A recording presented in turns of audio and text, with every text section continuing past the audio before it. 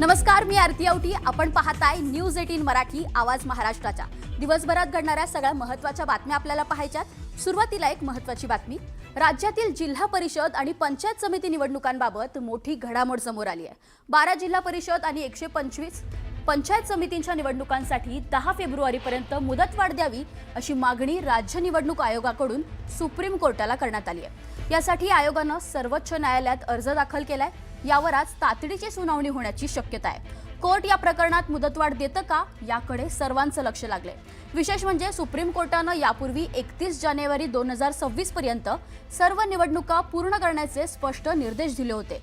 त्यामुळे आता निवडणुकांच्या न्यायालयाच्या निर्णयाकडे संपूर्ण राज्याचं लक्ष लागलंय. सोबतच सोलापूर जिल्ह्यातील याचिकाकर्त्यांनी पंचायत समिती आणि जिल्हा परिषदेच्या निवडणुका एकत्रित घेण्याची याचिका दाखल केली होती. यावर देखील सुप्रीम कोर्ट काय निर्णय देतं हे पाहणं अतिशय महत्त्वाचं ठरणार आहे.